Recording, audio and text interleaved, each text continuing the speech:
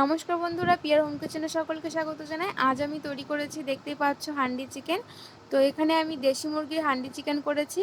তো চলো শুরু করা যাক কীভাবে রান্নাটা করি। তো এখানে আমি শিলপাটায় মশলাটা করে নিচ্ছি। আপনারা চাইলে মিক্সিতেও করতে পারেন, কিন্তু শিলপাটার মশলাটা মাংস রান্না করলে খুবই ভালো লাগে, টেস্টটা অনেকটা বেড়ে যায়। তারপর আমি এখানে বাটিতে মাংস নিয়েছি, আর এখানে যে মশলা করেছি সেই মশলাগুলো সব দিয়ে দিচ্ছি এক এক করে। তো এখানে আছে জিরে বাটা, ধনে বাটা, রসুন বাটা, আদা বাটা। তারপরে এখানে আমি 4-5 টুকরো রসুনের কোয়া দিয়ে দিচ্ছি। তারপরে এখানে আমি 3-4টে পেঁয়াজ কেটে নিয়েছি কুচি করে, আর 3-4টে কাঁচা লঙ্কা চিড়ে দিয়েছি। তো এরপর আমি এখানে কাশ্মীরি লঙ্কার গুঁড়ো দিয়ে দিয়েছি 2 চা চামচের মতো। তো ঝালটা আপনারা পরিমাণ মতোই দেবেন। তারপরে এখানে পরিমাণ মতো নুন ও হলুদ গুঁড়ো দিয়ে দিয়েছি।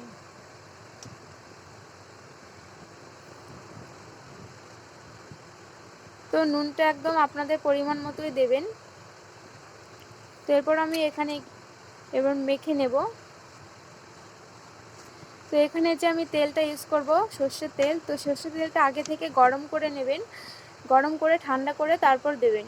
তো এখানে আমি তেলটা গরম করে ঠান্ডা করে নিয়েছি, তারপর আমি এই মাংসতে দিয়ে মেখে নিচ্ছি। তো আমি মাংসটা মেখে এরপর আমি ঢেকে দেব। তো ঢেকে রাখবো আমি প্রায় 20 মিনিটের মতো। তো এখানে আমি নতুন একটা মাটির হাঁড়ি নিয়েছি। তো বন্ধুরা, নতুন কোনো মাটির হাঁড়িতে যখন রান্না করবেন, তখন রান্না করার একদিন আগে মাটির হাঁড়িতে পুরো জল ভরে এক রাত রেখে দেবেন, তাহলে মাটির হাঁড়িটা অনেকটা মজবুত হবে আর আগুনে দিলে ফেটে যাবে না। তো অনেক সময় মাটির হাঁড়িতে রান্না করলে দেখবেন তেলটা খুব তাড়াতাড়ি শুষে নেয়, তো এই জিনিসটা একদমই হবে না।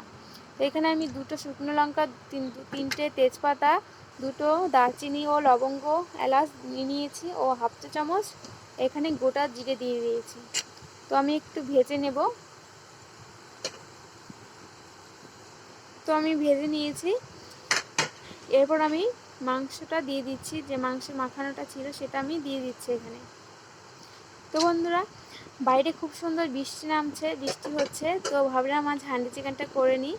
আর বৃষ্টির সময় দেখবেন দুপুরবেলা গরম গরম মাংস খেতে খুবই ভালো লাগে। তো সবারই এটা ভালো লাগে।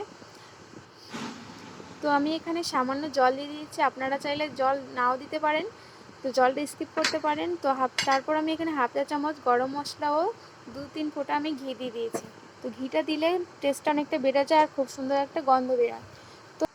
তো এরপর আমি এখানে একটু নেড়ে নিচ্ছি। তো এরপর আমি এখানে ঢাকনাটা দিয়ে দেবো।